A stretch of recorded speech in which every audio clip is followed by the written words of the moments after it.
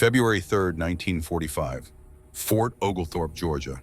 6:30 in the morning in the winter air, bit cold enough to see your breath.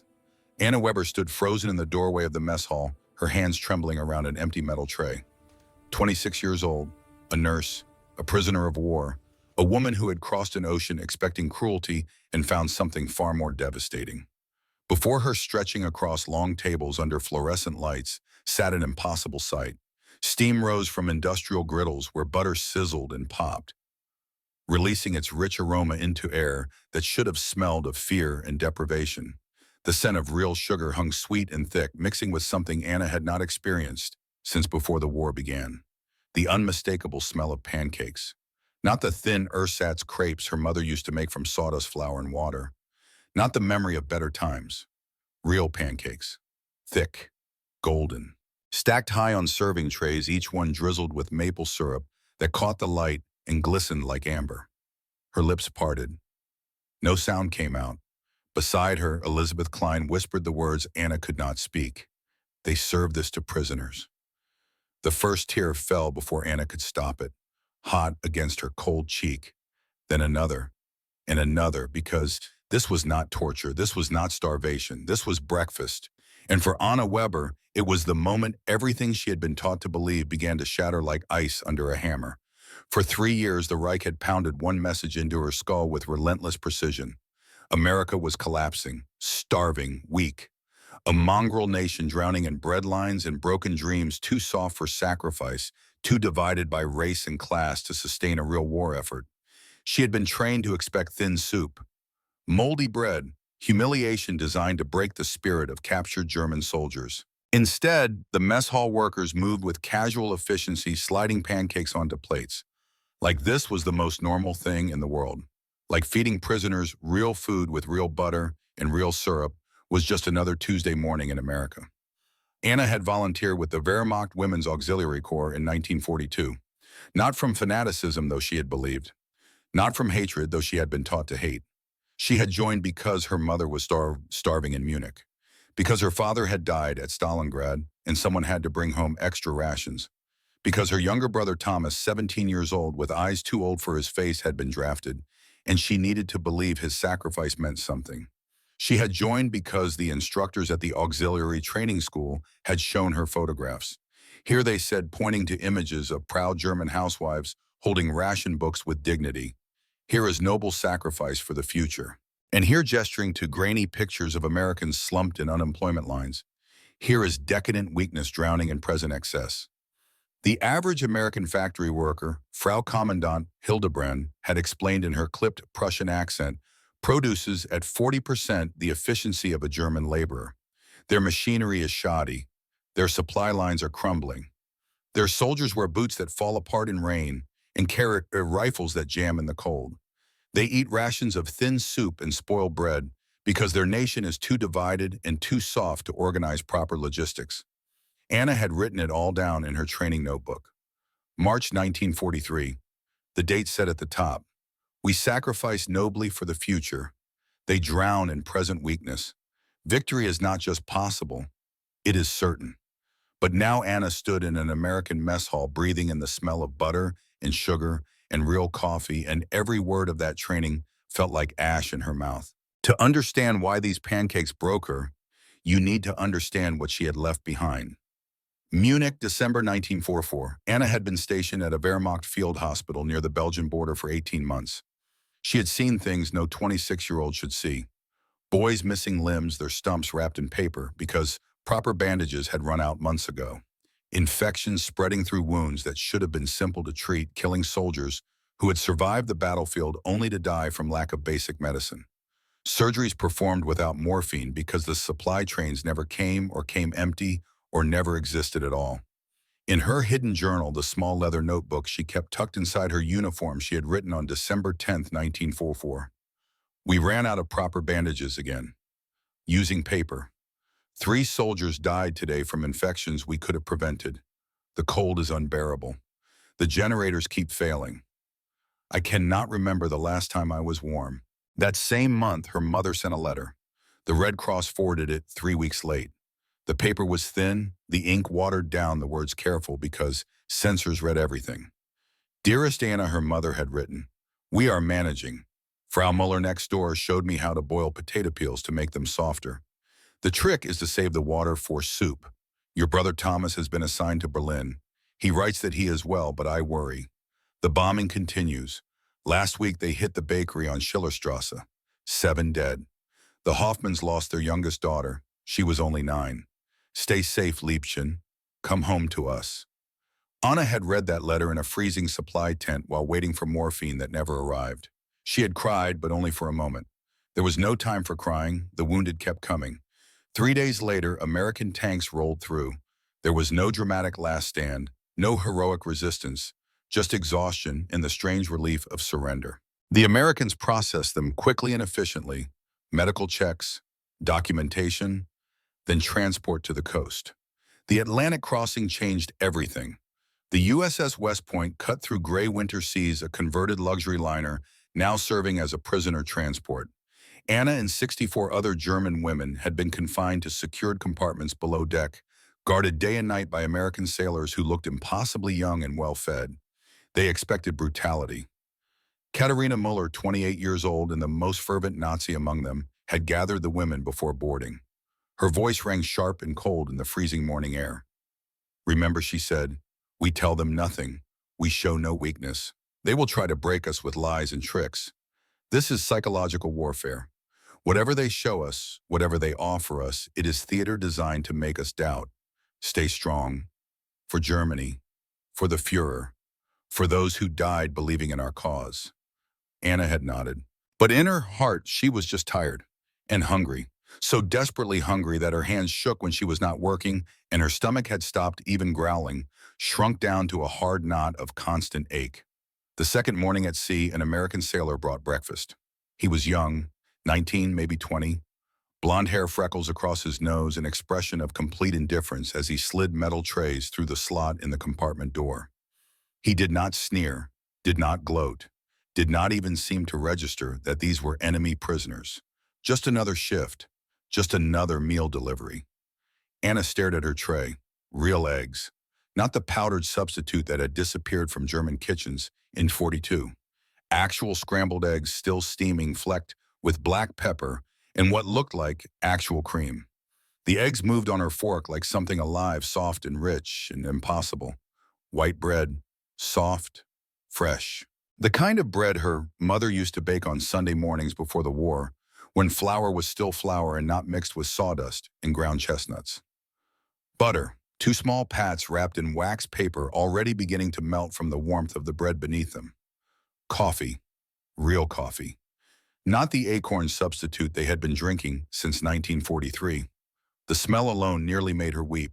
And sugar, a small bowl of white sugar, and powdered milk. Anna's first thought was poison. It had to be. Why else would the enemy waste real food on prisoners? She watched the American guards eat at a small table nearby. Same food, identical trays, same eggs, same bread, same coffee. One guard, a corporal with a Brooklyn accent, whose voice carried in the enclosed space, left half his bread uneaten. Just scraped it into a waste bin without even looking. Shrugged. Moved on to light a cigarette. For a woman who had watched Munich neighbors boil potato peels for soup, who had seen children with swollen bellies from protein deficiency, who had held the hand of a dying soldier as he whispered about missing his mother's cooking, that casual gesture hit like a physical blow. Half a piece of bread, thrown away, like it was nothing. Elizabeth Klein sat beside Anna, 24 years old, communications specialist, trained in information analysis and propaganda assessment.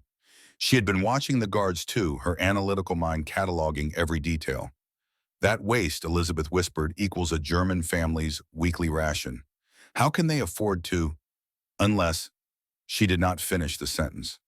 Did not need to. The implication hung in the air between them like smoke. Katerina swooped in immediately. Don't let them fool you. This is theater. Staged abundance to confuse us. Tomorrow it will be back to normal. Their normal. Thin rations. Cruelty. You'll see. Anna decided to test it. She ate the eggs slowly, letting each bite melt on her tongue. The butter spread thick on the bread, soft and rich and utterly real. The coffee burned her throat, going down bitter but genuine, the first real coffee she had tasted in 3 years. and she waited for tomorrow. Day 3, eggs again, bread again. Fruit juice this time, canned orange juice, sweeter than anything Anna had tasted in 5 years. Day 4, oatmeal with brown sugar and raisins. Raisins. Katerina insisted they were dyed to look like raisins. Anna ate them anyway. Day 5, the same, and the same, and the same. Anna's body responded before her mind could catch up. After years of malnutrition, of rationing, of making do with less and less, until there was almost nothing left, her stomach filled. Her hands stopped shaking. The tremor that had lived in her fingers for months, the stress vibration that came from too little food and too much death, began to ease. But guilt gnawed at her insides with teeth as sharp as hunger had ever been. Her mother back in Munich was boiling potato peels, and Anna was eating butter. Real butter. Every morning. She wrote a letter in secret, knowing it would be censored, probably never sent, but needing to document the impossibility she was living. January 15th, 1945. Day 8, aboard American ship. The food continues. Every meal. This cannot be their normal life. Surely this is theater, as Katerina says. Surely they are showing us false prosperity to break our morale. Because if this is normal, if ordinary American sailors eat like this every day while on duty, then what have we been fighting for? On day 12, the ship's announcement crackled through metal speakers mounted in the corridor. All passengers, the voice said in English, then repeated in German by a translator. We will dock at Camp Shanks, New York at 0600 tomorrow. Prepare for disembarkation. Katerina gathered the women one last time. Her face had grown harder over the crossing, her eyes burning with the intensity of someone whose beliefs were being tested and who had chosen to double down rather than doubt. Remember, she said, once we're in America, the real test begins. They'll try harder to break us. More propaganda, more theater, more tricks to make us question everything we know to be true. We must stay united. We must not believe their lies. Germany is counting on us to resist. Anna nodded with the others, but the question whispered in her mind anyway, small and persistent and impossible to ignore. What if it's not lies? What if the next morning, as the USS West Point pulled into New York Harbor, Anna stood at a porthole window and watched America emerge from the winter mist? Buildings, hundreds of them, thousands, rising from the waterline like a forest of steel and stone, intact and undamaged windows glittering in the weak morning sun. No bomb craters, no collapsed structures, no ruins. She had seen photographs of New York in propaganda materials, always old photos from the Depression, bread lines, closed factories, homeless men in shabby coats. The message had been clear. This is America now. This is the nation we are fighting, already defeated by its own weakness. But the city before her looked nothing like those photographs. Smoke rose from 1,000 chimneys. Ships filled the harbor, massive vessels being loaded and unloaded by cranes that moved with mechanical precision. Even from a distance, Anna could see automobiles moving through streets, private cars, not just military vehicles. This was not a nation on the edge of collapse. This was a nation working. The processing at Camp Shanks took 4 hours. Medical examinations, documentation, inventory of personal belongings. The American soldiers moved with efficient boredom, processing prisoners like it was just another day at the office. Anna noticed their uniforms. Thick wool, well-tailored, no patches, no repairs, no threadbare spots worn through from too many washings. Their boots gleamed with fresh polish. The leather was supple quality, the kind of boots that had disappeared from German military supply by 1943. She remembered seeing German soldiers in late 1944, uniforms patched and repatched until more thread than original fabric. Boots with cardboard soles that disintegrated in the rain. Rifles that misfired because replacement parts no longer existed. The comparisons sat in her chest like a stone. At 1400 hours, a guard announced mealtime. The prisoners were led to a mess hall larger than the one on the ship, filled with long tables and the smell of cooking food. Anna could smell it from the doorway. Beef stew, rich, thick, heavy with the aroma of real meat and vegetables cooked together in a way that made her mouth water despite her nervousness. She received her portion from a server who actually smiled like this was normal. Like serving hot food to enemy prisoners was just part of the job. The bowl was heavy in her hands. She looked down at the contents and felt her throat tighten. Beef, actual chunks of meat, dark and tender, not the thin strips of mystery protein they had gotten in Germany. Carrots, potatoes, celery, all floating in a gravy so thick it coated her spoon when she lifted it, dark brown and glistening with fat. A dinner roll sat beside the bowl, white, soft, still warm from the oven, steam rising when she broke it open. And dessert, canned peaches in heavy syrup. Anna had not seen real fruit, since 1940. 5 years, she had forgotten what fruit tasted like. Her hands shook. The spoon rattled against the bowl. Elizabeth, sitting beside her, was crying silently, tears running down her face as she ate slowly, methodically, like she was afraid if she stopped, the food would disappear. This was not a special occasion. This was not a holiday meal. This was lunch. On a Tuesday, in a transit camp for prisoners. After the meal, as they filed out toward the barracks where they would spend the night, Anna gathered her courage. She approached a young guard standing by the door, a corporal, maybe 22 years old, with a kind face and tired eyes. "Excuse me," Anna said in halting English, the words thick with her German accent. "Is food rationed here in America?" The guard looked confused, like the question did not make sense. "Well, sure, yeah. Some things. Sugar butter sometimes. My mom complains about not getting all the sugar she wants for canning, but, not like, you mean?" His confusion was genuine. He truly did not understand what she was asking. "I mean, we get by fine. Dad still has his Sunday roast. We still have coffee every morning. It's not bad or anything." Anna realized in that moment that his rationing, his complaint about limited sugar, represented more abundance than she had seen in years. His getting by fine was her feast. His not bad was her impossible luxury. The guard shifted his weight, looking almost embarrassed. "Sorry you folks went through rough times over there.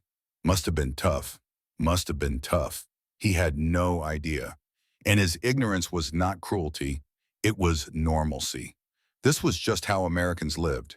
Even during wartime. Even with rationing. This was normal. Anna thanked him and walked away before the tears could start again.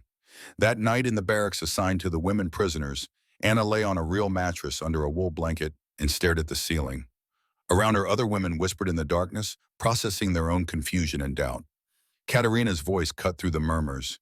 "You see what they're doing, all of this. The food, the beds, the kind guards. It's designed to make us weak, to make us doubt. We must resist. We must remember who we are." But Anna was not sure who she was anymore. She had been a believer, a patriot, a woman who thought she understood the shape of the world and her place in it. Now every certainty felt like sand slipping through her fingers.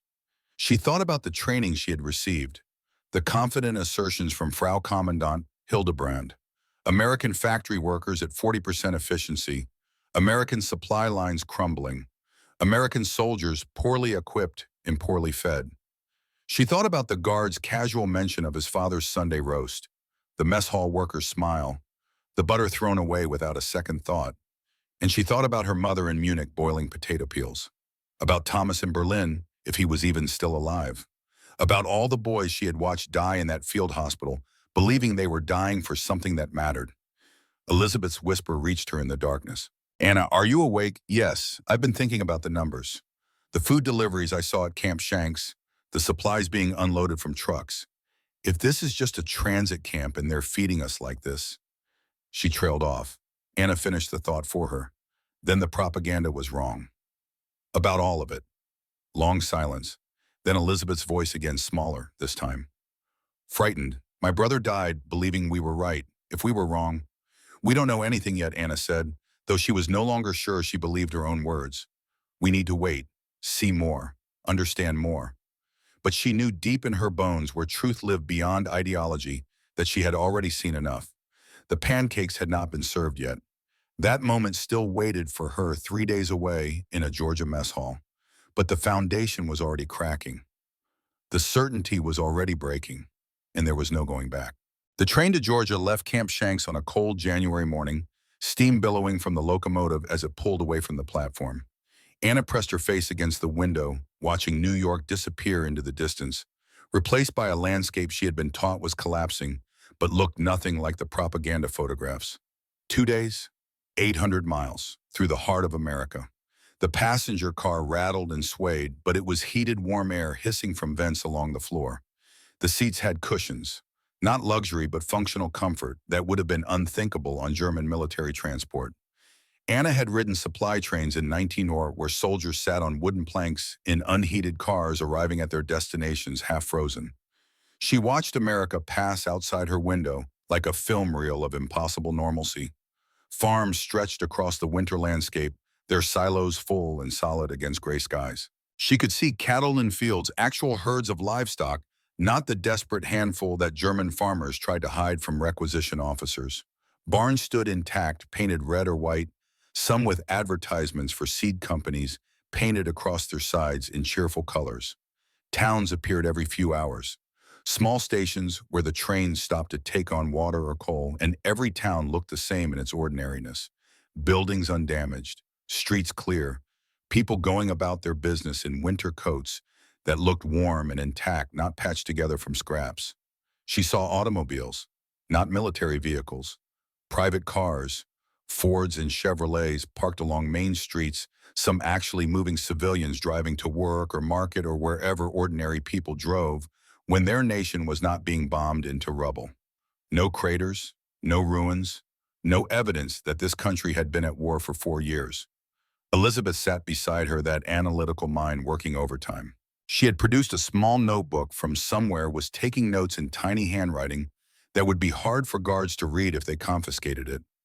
"We've passed 6 major factories in the last hour," Elizabeth whispered. "All running, full shifts.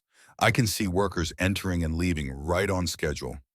Lunch trucks arriving. In Germany, we cannibalize one factory to keep another running. Here they're all running. All of them." Across the compartment, Katerina refused to look out the window.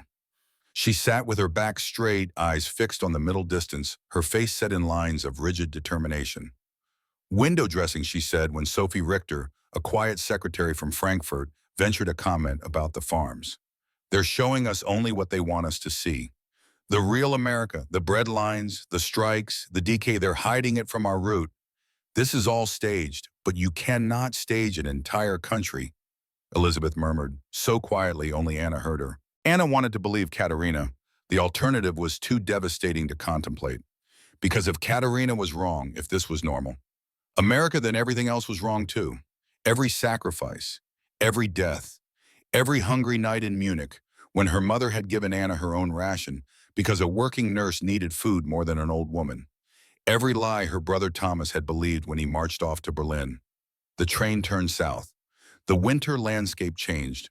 Snow gave way to bare earth, then to the first hints of green. They were entering the South, a place Anna knew only from propaganda that portrayed it as backward and violent, torn by racial hatred, proof of American moral decay. But the towns they passed looked prosperous. Not rich, working class, but prosperous in a way that made Anna's chest ache. Houses with porches, churches with tall steeples, schools that were not rubble. A normalcy that felt like an accusation. On the second day, they passed through a small Georgia town. The train slowed to navigate a junction, and Anna had time to really see it. A main street with storefronts, a drugstore, a hardware store, a movie theater with a marquee advertising a film she had never heard of. People on the sidewalk moving with purpose, carrying packages, living their lives. A woman pushed a baby carriage. The baby was bundled in a white blanket that looked clean and soft. The mother wore a coat that fit her properly, not too thin, not obviously mended. She was smiling at something someone had said. Anna thought about the baby she had seen in Munich. Thin, hungry, crying with a sound that had no hope in it. She turned away from the window. That evening, the train pulled into Fort Oglethorpe. The station was small, just a platform and a covered waiting area, but it was well maintained, electric lights already glowing in the gathering dusk. A sign read Fort Oglethorpe, Georgia, population 200, established 1902. Buses waited to transport the prisoners to the camp. American military buses, olive drab engines running smoothly. Not the patched-together vehicles Anna remembered from German motor pools held together with wire and prayer, and parts stolen from other broken machines. The camp itself appeared through the bus windows as they approached. Wooden buildings arranged in neat rows. Tall fences, yes, but well-maintained, not rusted or falling apart. Guard towers at each corner, but the soldiers in them looked bored, not menacing. An American flag hung from a central pole, barely moving in the still winter air. This was a cavalry post, originally, one of the guards explained in German, built before the First World War, converted to a POW camp in 1943. You'll be in barracks 6 and 7, two-story structures, 30 women per building. They were marched to the barracks in formation, not roughly, just efficiently. The way you moved groups of people who needed to be somewhere at a specific time. Anna's first impression of the barracks interior was warmth, actual warmth. She could feel it the moment they stepped through the door. Electric radiators mounted along the walls, clicking and humming, filling the space with heat that made her want to crumble. Bunk beds lined both sides of the long room, not straw mattresses on wooden slats. Real beds, metal frames with springs, and actual cotton mattresses. Each bed had 2 wool blankets folded at the foot. No holes, no thin spots, just clean gray wool. A footlocker sat at the end of each bunk, empty now, waiting for the few belongings prisoners had been allowed to keep. Windows along both walls, glass intact curtains, even simple white cotton, but clean. Down the hall, a guard showed them the washroom. Anna walked in and stopped so suddenly that Elizabeth bumped into her from behind. Showers, a dozen shower heads mounted along tiled walls, white tile, clean tile, and beneath one shower a small dish held bars of soap. White soap, Ivory brand, the same soap she had seen on the ship, sitting there available. Multiple bars, hot water, the guard said in accented but understandable German. Turn the left handle. There's plenty, and soap is refilled weekly. Towels in the cabinet by the door. Don't waste water deliberately, but you can shower as long as you need to.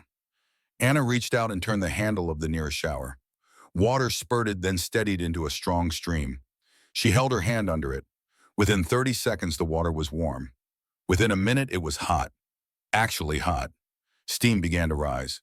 She turned it off quickly, afraid this was some kind of test, some trick, where using the hot water would result in punishment. But the guard had already moved on, showing them the toilets, actual flush, toilets, not latrines, explaining the mess hall schedule and work assignment process. That first evening, after a dinner of pork chops, mashed potatoes, green beans, and applesauce, that Anna could barely eat because her throat kept closing with emotion, she returned to the barracks. The other women were talking in small clusters. Some around Katerina, listening to her insist that all of this was temporary, a facade that would crack any day. Others gravitating toward Elizabeth and Anna, their voices low and uncertain, asking questions nobody could answer. Anna took a towel from the cabinet, walked to the shower room. Most of the women had not showered yet, still too nervous, still waiting to see if there would be consequences. She turned on the hot water, let it run until steam filled the small, tiled room. Then she undressed and stepped under the stream. The heat hit her like a wall, hot water hotter than she had felt in years, running over her shoulders, down her back, soaking into hair she had not properly washed since before her capture. She stood there, just stood there, letting it happen. Her body remembered warmth, remembered what it felt like to be truly clean, truly warm. Muscles relaxing under heat instead of clenched against perpetual cold. She had been cold for so long. Since 1943, maybe since 1941. A coldness that lived in her bones that no amount of layering could fix because it came from not enough food and not enough fuel and not enough hope. The hot water washed it away, not forever, but for these minutes she was warm. She picked up the ivory soap. It smelled clean, simple. She lathered her hair, her body, watching gray water swirl down the drain. The water of 3 years of war, of field hospitals and fear, of propaganda and certainty. She stood under that shower for 15 minutes. Nobody stopped her. Nobody banged on the door. The hot water just kept coming. When she finally emerged, wrapped in a towel that was thin but clean, she found Elizabeth waiting. "Your turn," Anna said. Elizabeth nodded, then paused. Her voice dropped to barely a whisper. "This is how they live, isn't it? This is just normal for them." Anna did not answer, could not answer, because yes, and that yes changed everything. She slept that night on a mattress that felt impossibly soft after years of hard surfaces, under wool blankets that held heat, in a room that was warm, and her dreams were confused and troubled, full of pancakes she had not yet eaten, and her mother's voice asking why. Why are you warm when Thomas is cold? Why are you fed when we are hungry? Why did you survive when he did not? Morning came too early and too bright. A bugle call at 0600. Roll call in the yard, prisoners standing in formation while guards counted heads and checked names against lists. The winter air was cold, but not the bitter cold of a German winter. Georgia cold, sharp but not cruel. All prisoners report to mess hall for breakfast. The building was the same one they had eaten in the night before. Long and low windows along both sides, warmth radiating from inside. Anna filed in with the others, took a metal tray from a stack by the door, joined the line, and smelled it. Butter. The rich, unmistakable smell of real butter melting on a hot griddle. Not margarine. Not the ersatz spreads made from coal byproducts that Germany had been using since 1942. Real butter. The smell was so strong, so visceral, that Anna's knees went weak. Sugar. The sweet caramel scent of sugar browning mixing with butter, creating that distinctive aroma that meant only one thing. Pancakes. Anna stopped walking. The woman behind her bumped into her back. Someone murmured an apology, but Anna could not move. The smell had unlocked a memory so vivid it hurt. Sunday mornings in Munich, 1935, when she was 16 and the world made sense. Her mother at the stove flipping Pfannkuchen, the thin German pancakes that were traditional for weekend breakfast. Anna and Thomas watching, mouths watering, the smell of butter and sugar filling their small kitchen. Only on Sundays, her mother would say, dusting the pancakes with sugar, rolling them up, and placing them on plates. This is special. This is a treat. We must appreciate it. Her father reading the newspaper, smiling, alive, before Stalingrad, before everything. By 1942, such luxuries had vanished. Butter became scarce, then non-existent.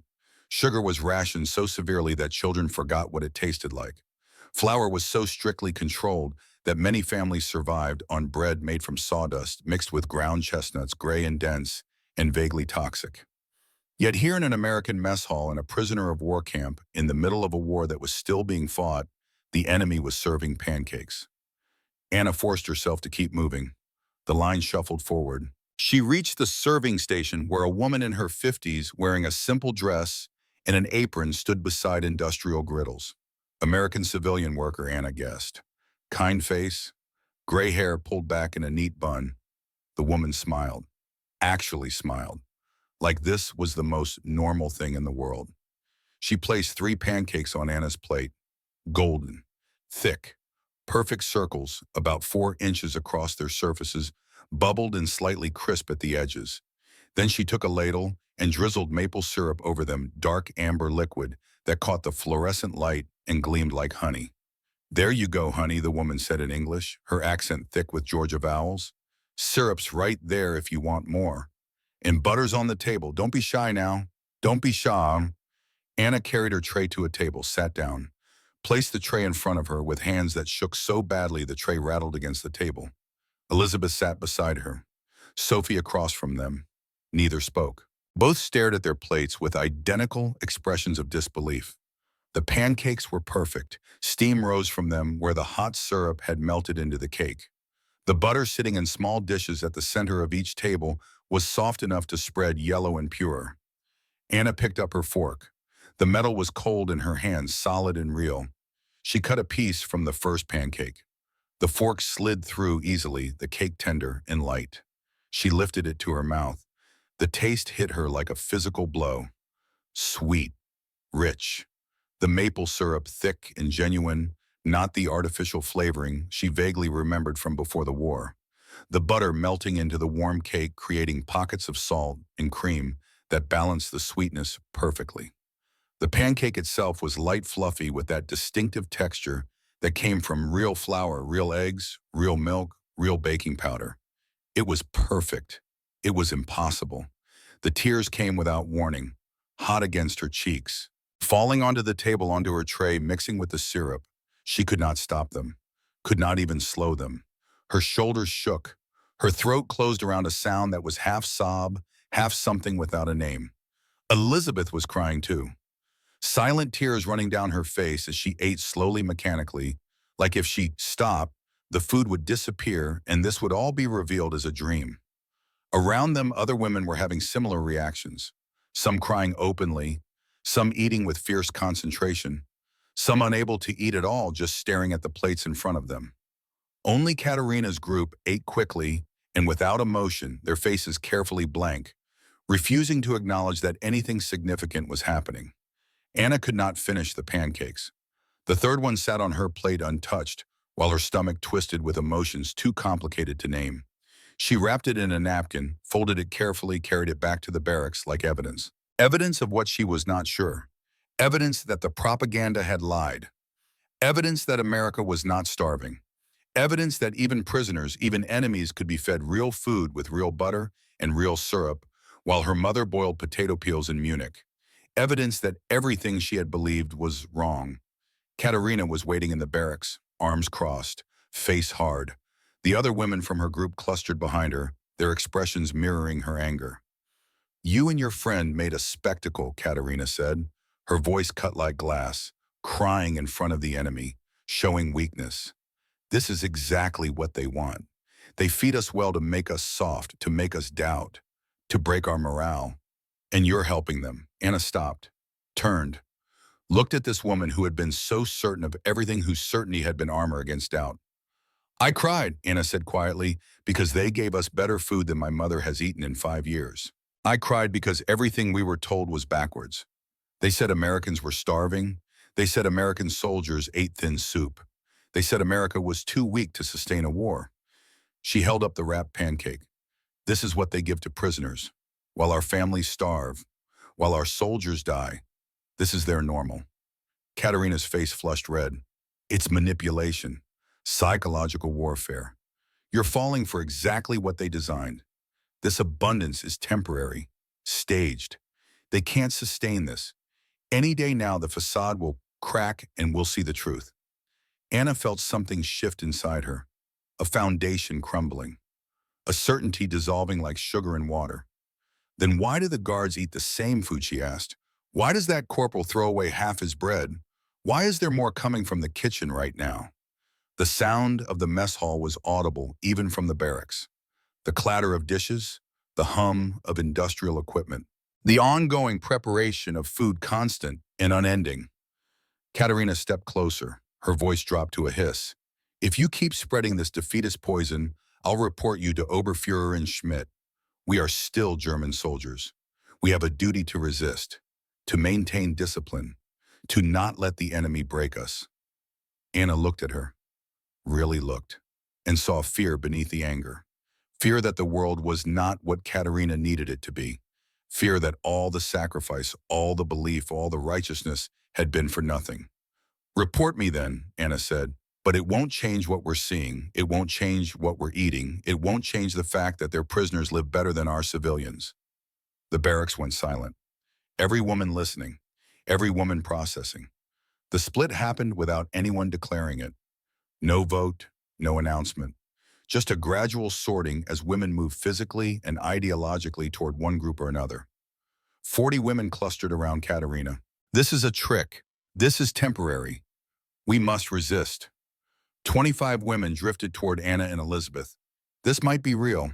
We need to understand what this means." That evening, work assignments were posted. Under Geneva Convention rules, prisoners could be assigned to non-military labor. The Americans were practical about it. Idle prisoners caused problems.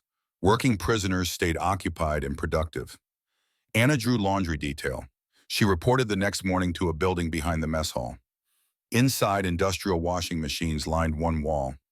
Large, electric-powered, each one big enough to wash bedding for 50 people. Hot water piped in from a central boiler. Soap in boxes stacked on shelves. Borax, Oxydol, ivory flakes.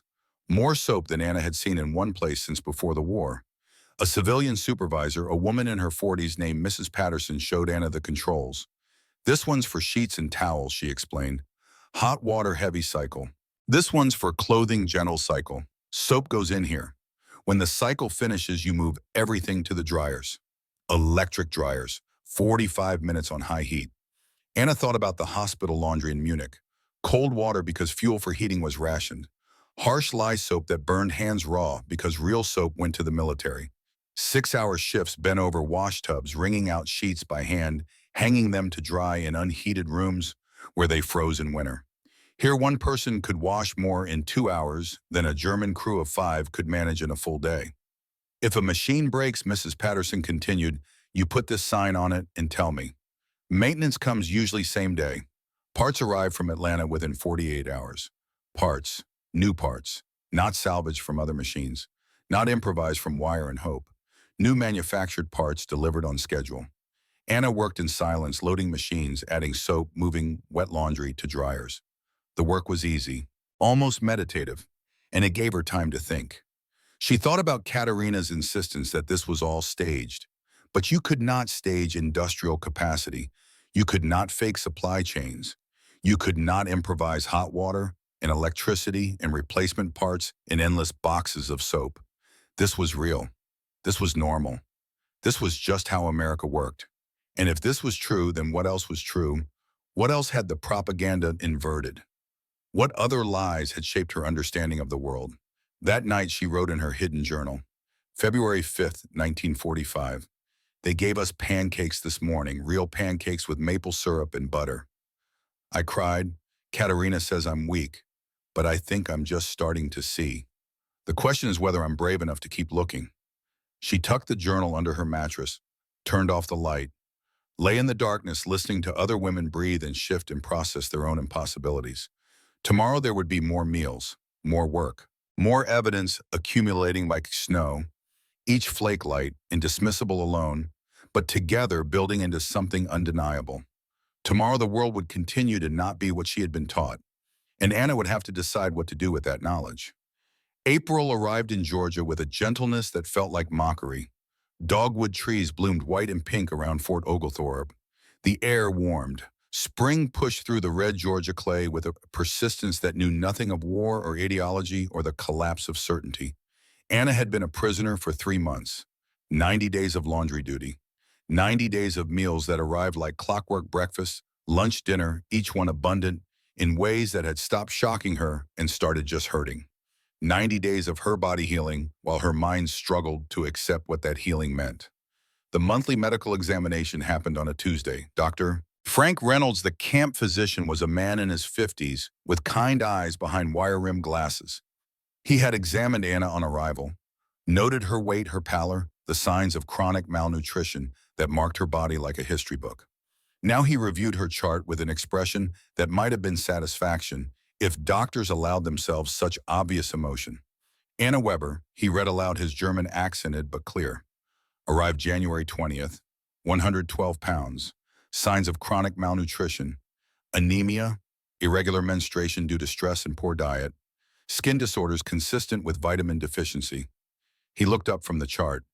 Current weight 131 pounds. Blood work normal. Menstrual cycle regular for the past 2 months. Skin condition resolved. Hair regrowth noted. He paused, met her eyes. You're healthier now than when you arrived. Significantly healthier. I've been a physician for 27 years. I've never seen such rapid improvement in nutritional recovery.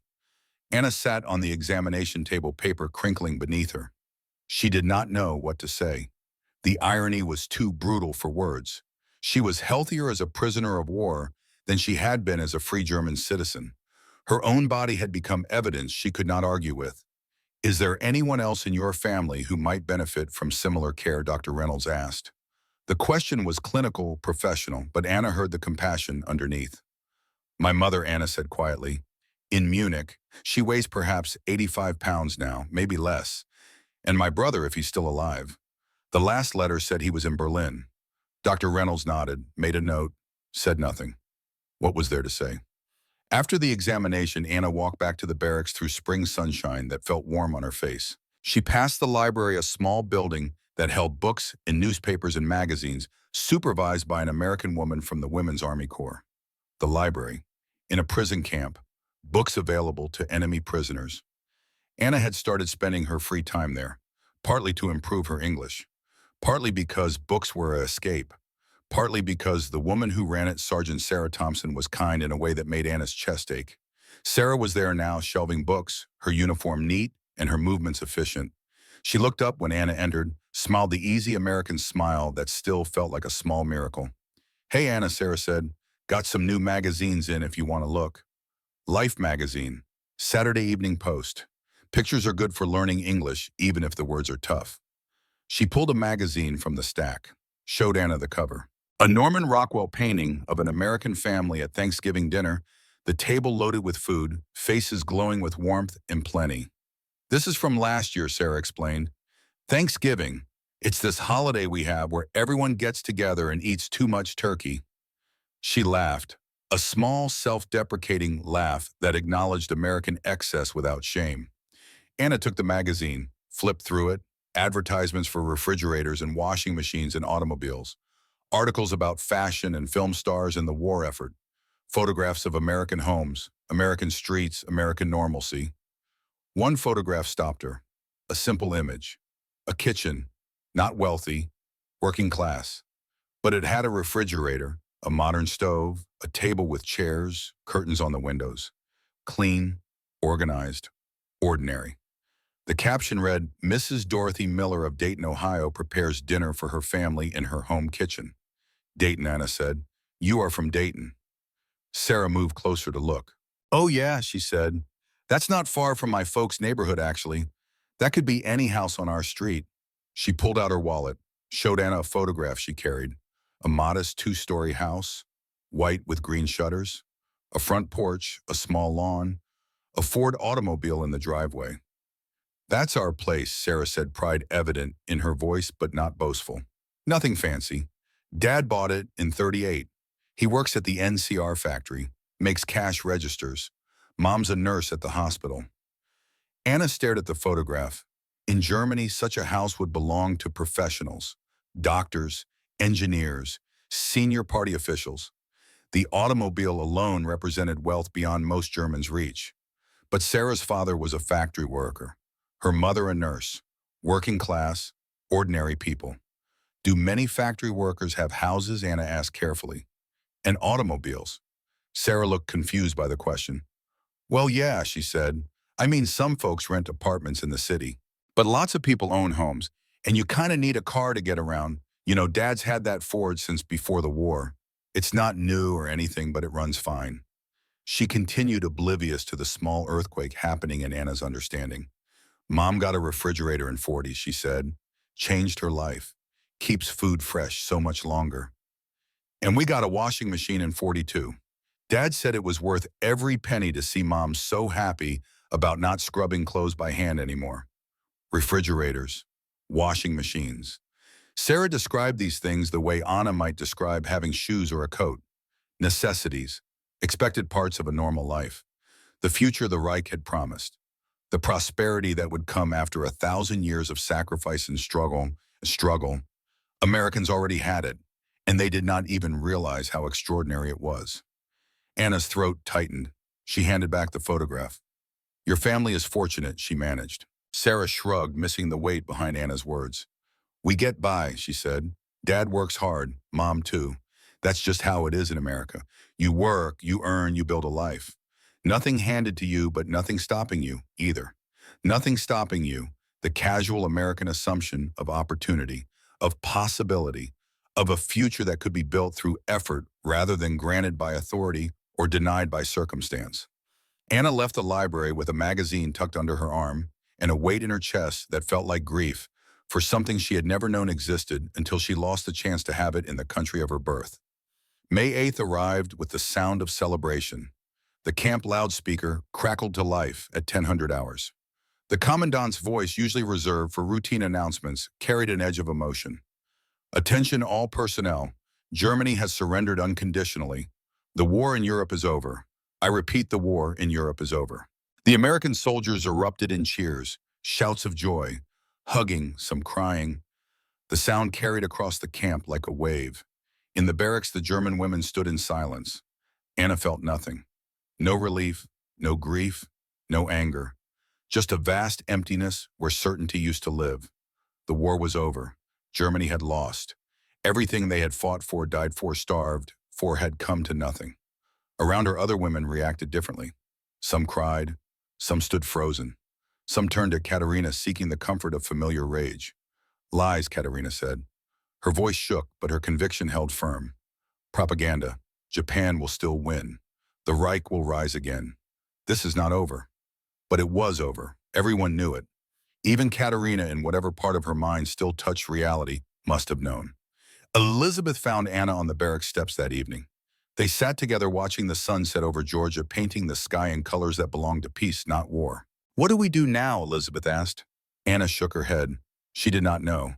Go home to the rubble. Try to rebuild. Try to forget. Try to explain to people who had suffered in Germany why the prisoners who went to America came back healthier than they left. The impossibility of that explanation sat between them like a third person. "I keep thinking about the numbers," Elizabeth said quietly. "I've been documenting everything. Production rates, supply chains, industrial capacity. If Germany is to rebuild, we need to understand why we lost. Really understand, not the propaganda reasons, the real reasons." She pulled out her notebook. Pages of calculations, observations, analysis. "We didn't lose because we were weak," she said. "We lost because we fought an economy that produces in a day what we produce in a month. That has infrastructure we can't match. That treats abundance as baseline expectation." She closed the notebook. "I'm going to use this," she said, "when I get home. I'm going to work in reconstruction. Use what I've learned here to help Germany build something real this time. Something based on truth, not mythology." Anna nodded. It was a good plan, a purposeful plan, better than her own formless sense of dread about returning to Munich. Repatriation began in September. The women boarded a ship at Charleston, South Carolina, the same ocean in reverse. But everything was different now. They were not prisoners going to unknown fate. They were former prisoners returning to known devastation. The voyage was quiet. Women wrote letters, packed the few belongings they had accumulated, processed their own transformations. Anna had gained 19 pounds. Her hair was thick and healthy, her skin clear. She had a small suitcase with clean clothes, bars of soap, a toothbrush, things that would have been luxuries in Germany. She looked nothing like a prisoner. She looked like someone who had been cared for. The ship docked in Bremen on a gray morning in late September. As they approached the harbor, Anna stood at the railing, watching Germany emerge from the mist. Ruins, miles of them. The city was perhaps 25% intact. Everything else was rubble-collapsed buildings, skeletal walls, the bones of what had been. Smoke still rose from some areas. Not from bombs anymore. From cooking fires, from people trying to survive in the wreckage. The civilians waiting at the dock looked like ghosts. Thin, ragged, hollow-eyed. They watched the prisoners disembark with expressions Anna could not read. Not quite hostile, not quite welcoming, just watching. The gap between the returning prisoners and the people who had stayed was visible and physical, undeniable. The prisoners looked healthy, fed. Some had visible weight on them. They wore issued American clothing, clean and intact. The civilians wore rags, patched coats, shoes held together with string, faces marked by hunger that had become the new normal. Anna heard the whispers as she passed. "Look how fat they are. They ate well while we starved. Prison was better than freedom." The words struck like stones. True and terrible. Processing took hours. British occupation authorities handling the paperwork with weary efficiency. Medical checks, distribution of ration cards. Assignment to home districts. Anna received a temporary travel permit for Munich, a ticket for a train that would leave in 2 days. Rations for the journey. Instructions to report to local authorities upon arrival. She found a corner of the processing center and waited. Around her, women reunited with families who had come to Bremen. Husbands, parents, children. The reunions were strange. Joy mixed with shock. Relief mixed with incomprehension. "Why do you look so healthy?" One mother asked her daughter the question, almost an accusation. The daughter had no answer. The train to Munich took 3 days. The tracks were damaged. The journey kept stopping for repairs or rerouting. Anna watched Germany pass outside the window. Frankfurt destroyed. Nuremberg 95% gone. Smaller towns reduced to rubble. Fellow passengers sat in silence or whispered about food jobs missing relatives. Everyone looked hungry. Everyone looked exhausted. Anna shared her ration, a small gesture. But people noticed, nodded thanks, asked no questions about where she had been or why she had food to share. Munich appeared through rain. Gray, broken. The train station half collapsed but functional. People moving through it like shadows purpose without hope. Anna walked through streets she barely recognized. The Giesing district where she had grown up.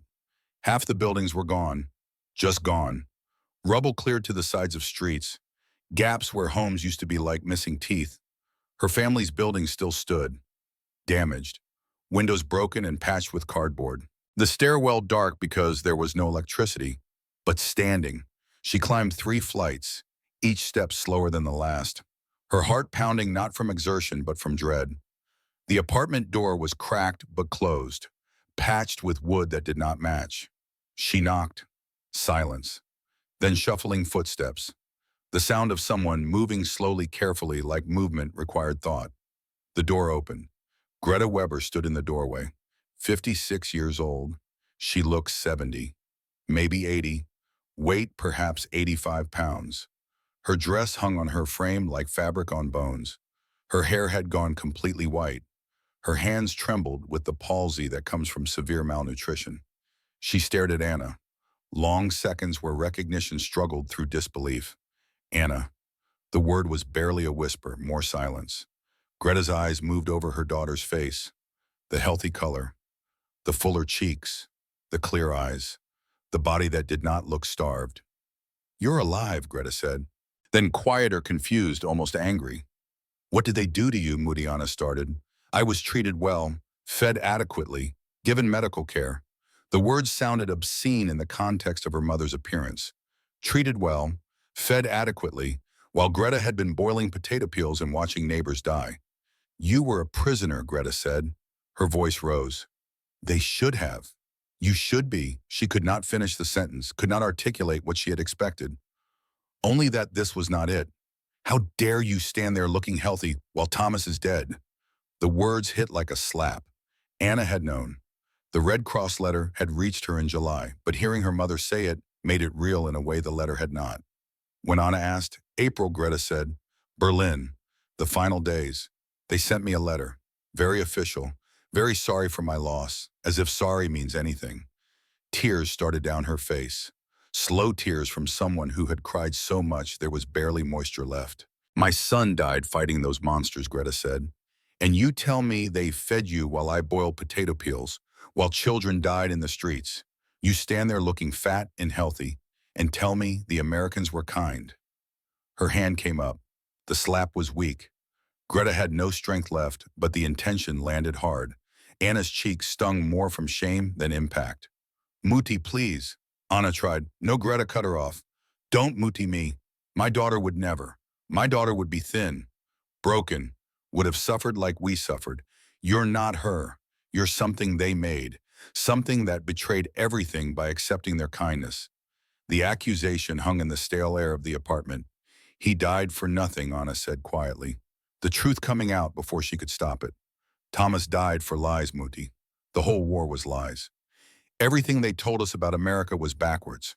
Their prisoners eat better than our civilians. Their factory workers live in houses. They have so much they throw food away. Get out." Greta's voice was cold now. Final. "Get out of my home. You've been poisoned by them. Brainwashed. You are not my daughter anymore. My daughter would die before she praised the enemy. Muti, out." Anna left, walked down 3 flights of dark stairs, stood in the street in the rain, and cried the tears she had been holding since February. An elderly neighbor found her there. Frau Berger, a widow who had known Anna's family for 20 years. She took Anna's arm, led her to her own apartment 1 floor down, sat her in a chair, made weak tea from leaves that had been used too many times. "Your mother will come around," Frau Berger said. "But maybe not soon. Grief does things to people, makes them need someone to blame." She paused, looked at Anna with eyes that held no judgment. "My nephew was a prisoner in America too," she said. "Texas. He came back with the same stories. The food, the treatment, everything. When he told people, they beat him, called him a traitor, a liar. He left for Berlin. I haven't heard from him in months." She poured the weak tea. "Be careful who you tell," she said. "The truth is dangerous when people need their suffering to mean something." Anna stayed with Frau Berger for 3 days. applied for nursing positions at Munich hospitals. They were desperate for staff. Hired her immediately despite her prisoner of war status. Maybe because of it. American trained. American standards of hygiene and care. She worked 12-hour shifts, treated patients with almost no supplies, watched people die from conditions that would have been easily treatable in America. Tuberculosis without streptomycin, infections without antibiotics, malnutrition without food. Every death felt like an accusation. The letter arrived in March 1946, forwarded through the Red Cross, postmarked Dayton, Ohio. Dear Anna, it began in Sarah's neat handwriting. I hope this finds you well and safe. I've returned to Dayton and started nursing school on the GI Bill. There's a program for displaced persons. Nurses especially needed. The hospital where I'm training is hiring. I could sponsor you if you're interested. It would be good to see a friendly face. The letter sat on Anna's small bedside table for a week. She read it every night. Imagine the decision. Stay in Munich and fight disbelief, or leave for a country where truth was normal. Elizabeth had already decided. She had taken a position with the Transportation Ministry in the emerging Federal Republic, using her documented observations of American logistics to inform policy, building something new from the ruins of something false. But Anna was not Elizabeth. She did not want to rebuild Germany. She wanted to stop hurting every time she saw a hungry child or a woman who looked like her mother used to look. In June, she applied for a displaced persons visa, listed Sarah Thompson as sponsor, occupation nurse. Destination, Dayton, Ohio. The processing took 3 months. Background checks. Medical examination, ironic given that American medical care had made her healthy in the first place. Interviews about her political beliefs, her wartime service, her reasons for wanting to emigrate. She told the truth. The war had shown her a different way. America had resources for healing. She wanted to be part of that instead of drowning in the consequences of the lies. They approved her application. She wrote to her mother one last time. Mutti, I'm leaving for America. I know you can't understand. I know you think I'm betraying everything, but I can't stay in a place where my health is an accusation and truth is treason.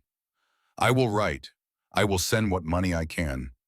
I hope someday you can forgive me for choosing life over loyalty to death. Your daughter, Anna. She never received a response. The ship left from Hamburg in October 1946. 89 former prisoners on this voyage. Women who had tasted American abundance and could not go back to German scarcity. Women who chose future over past.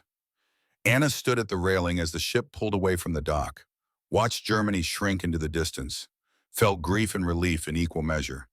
Ellis Island processed her quickly. Displaced person, sponsored, nurse. Welcome to America. Sarah met her at the station in Dayton, hugged her like they were sisters, reunited instead of former enemies becoming friends. Took her to a small apartment, already rented, already furnished with basics, already waiting. Welcome home, Sarah said. And Anna, for the first time in years, felt like the word might actually be true. The years passed in a rhythm of work and healing. Anna became a registered nurse in 1948, married Joseph Hoffman, an Austrian immigrant and engineer, in 1952, became a U.S. citizen in 1951, reciting the oath with tears running down her face. 2 children. Thomas, born 1953, named for the brother who died believing lies. Sarah, born 1956, named for the friend who offered truth. She worked at Dayton General Hospital for 34 years, head nurse of the surgical ward. Respected, valued, home. She never forgot her German, but she raised her children American, taught them the values she had learned not from propaganda, but from pancakes and hot showers, and the simple assumption that even enemies deserve dignity. In 1963, she published a memoir, Pancakes and Truth, A German Nurse's American Captivity. It sold modestly in America, better in Germany, where people were finally ready to ask hard questions about what had really happened and why. The key passage, the one that reviewers quoted, came near the end. I cried not for hunger, but because the food was perfect and impossible. It was the moment I realized everything I had believed was dust. That single breakfast did more than feed my body. It began the unraveling of a 1,000-year lie, and in that unraveling, I found something I had never known to look for. Freedom. Not from imprisonment, but from certainty that required lies to sustain itself. She sent a copy to her mother, never received acknowledgement. But 2 years later, a brief letter arrived. Not forgiveness exactly, but recognition. You're my daughter. Be safe. It was enough. Anna Weber Hoffman died in 1998 at age 79, surrounded by family, children, grandchildren.